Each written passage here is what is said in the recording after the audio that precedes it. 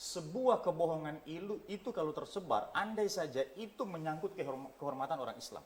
Dan Islam ini kan agama yang sangat menjaga maqasidus syariah. Salah satunya adalah kehormatan manusia ini harus dijaga. Kita misalnya menyebarkan satu berita, bukan kita pembuatnya loh. Bukan kita loh yang buat.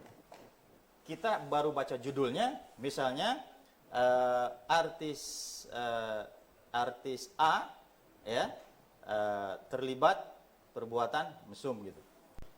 Kita hanya baca judulnya, ya. Tapi karena kita mau jadi penyebar yang pertama, ya kita sebarlah ke grup. Ada anggota 200 orang. 200 lah tersebar gitu. Coba bayangkan kalau berita itu nggak benar. Ya. Dan kita dituntut untuk menghubungi semua orang yang sudah menerima berita itu, yang berawal dari kita. Itu betapa itu akan menjadi sebuah fitnah kalau dia tidak benar. Nah, seorang ulama ya, seorang wali ya di Yaman, seorang ulama di Yaman, Umar Al-Hafidh ya, dia pernah memberikan sebuah pelajaran kepada seseorang ya, ketika seseorang ini insaf dari perbuatannya, sering menyebar fitnah. Dan salah satu orang yang pernah difitnah adalah ulama ya, Umar Al-Hafidh. Dia akui itu dan dia maafkan. Tapi dia kasih satu pelajaran, dikasih kemoceng dia. Kemudian kemoceng ini disuruh dilepas satu persatu bulu-bulunya. Ya, kemudian dia minta datang kembali besok. Apa yang kau sudah sebar di jalan itu, kembali ke sini kau kumpulkan kembali. Apa yang terjadi? Begitu dia kembali setelah dia pergi menyebarkan semua bulu-bulu kemoceng itu, dia kembali hanya dengan 5 helai atau beberapa helai saja ya. Kan bulu kemoceng banyak. Nah, ditanya mana yang lain? Aku tidak bisa mengumpulkan yang lain. Ada pelajaran apa sebenarnya di balik ini, wahai Syekh? Maka dia jelaskan, ya, ini ibarat fitnah yang telah tersebar. Ya, bahwa fitnah yang tersebar itu ada yang menyebar ke timur, ada yang menyebar ke barat, ada yang menyebar ke utara, ke selatan, dan sekuat apapun kau ingin mengumpulkan semua fitnah-fitnah yang sudah tersebar itu, kamu tidak akan sanggup. Aku sudah maafkan kamu, tapi fitnah yang tersebar kemana-mana, itu adalah urusan Allah dengan kamu. Ya, jadi betapa beratnya kan dampak daripada fitnah atau kebohongan yang tersebar jika itu menyangkut kehormatan seseorang. Dan tentu saja di sana orang-orang yang menjadi korban fitnah kita, menjadi korban hoax yang kita sebarkan, dia akan menagih ke kita. Ya, dia akan menagih kita. Kalau kita tidak dimaafkan, maka tidak akan ada alat tukar berupa dinar, dirham di sana. Uang tidak bisa lagi digunakan. Maka yang bisa kita gunakan adalah dosa dan pahala. Apa yang terjadi? Ya, karena kita sudah memfitnah dia, kita sudah menyebarkan berita buruk tentang dia, maka pahala-pahala kita itu akan diambilnya.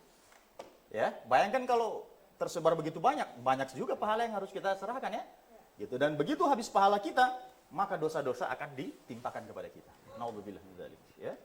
Gitu. Jadi ini sekedar ancaman saja, wallahu a'lam bishawab, ya, yang jelas ya, setiap raga yang berbuat dosa, tangan yang menyebarkan dosa, ya, mulut yang menyebarkan berita bohong pasti akan mendapatkan ganjaran di akhirat. Ya. Oke. Baik Ustadz, kalau kita perhatikan sekarang ini marak sekali platform media sosial yang menjadi sarana yang paling sering digunakan menyebarkan berita hoax.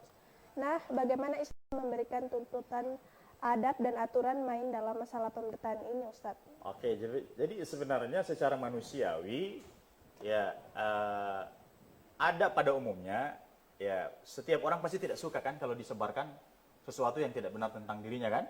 Semua orang pasti tidak suka itu. Tetapi Islam secara khusus sesungguhnya sudah memiliki sebuah aturan main, sebuah doktrin yang sebuah ajaran yang memang terdapat dalam Al-Quran. Di dalam surah Al-Hujurat ayat 6, Allah Subhanahu wa taala itu mengingatkan orang-orang beriman. Ya ayyuhalladzina amanu, ya, in ja'akum fasikum binaba'in fatabayyanu. Ya, wahai orang-orang beriman, jika datang kepadamu orang fasik membawa berita, naba, ya, maka apa sikap yang harus kita jalankan? Fatabayyanu. Oke, jadi ini yang pertama ya. Dalam konteks Islam, tabayyun ini menjadi satu sikap yang saat ini sedang digalakkan oleh semua pihak ya, gitu, untuk menangkal bahaya virus daripada hoax ini. Gitu. Nah, tabayyun ini sesungguhnya tidak hanya berdiri sendiri. Ya. Bahkan tabayyun itu sendiri kalau kita coba uraikan, dia memiliki proses yang cukup lengkap ya. Jadi tabayun itu kalau kita coba artikan ke dalam bahasa Indonesia, maka periksalah atau cross check ya. Gitu. Nah, fokusnya adalah kepada orang fasik. Jangan sampai ada di dalam rangkaian-rangkaian pembawa berita itu ada orang-orang yang suka berbuat dosa. Dan biasanya orang yang fasik itu mereka punya kecerobohan. Ya, mereka suka bertindak bodoh gitu. Ya, sehingga karena kebodohan mereka ini bisa menimbulkan kecelakaan bagi suatu kaum. Sehingga itu kita harus berhati-hati, jangan sampai berita yang kita terima ini akan menyebabkan kehancuran bagi sekelompok orang. Ya, kan kadang-kadang konflik antar kampung, saling bakar kampung, biasanya terjadi hanya gara-gara mulut seseorang yang menyebarkan berita bohong. Ya, tersulutlah amarah kampung ini, dia serang, dibakar, dibalas lagi, akhirnya banyak jatuh korban. Naudzubillah min dzalik. Dan sebenarnya kalau kita coba urai, tabayun itu harus dimulai dari tasabbut ya. Jadi tasabbut itu verifikasi fakta. Ya.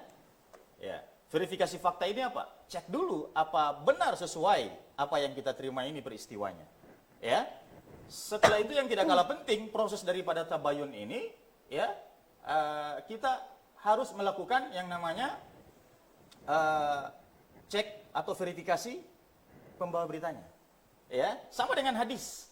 Kita tahu hadis Rasulullah ini benar atau bohong. Kita cari lewat apa? Kita mencarinya lewat apa namanya? Urutan-urutan sanad. Sanad hadisnya, siapa pembawa hadisnya. Mulai dari para sahabat sampai kepada tabi'in, para tabi'ut tabi'in, ulama-ulama setelah itu dan lain sebagainya, sampai kepada kita. Barulah kita bisa meyakini kalau pembawa berita ini, pembawa hadis ini adalah orang-orang yang jujur, maka kita bisa menganggap berita itu atau hadis itu sahih. Tapi kalau di rangkaian urutan sanad itu ada orang pembohong, ada orang fasik, ya maka berlakunya sama seperti ayat ini.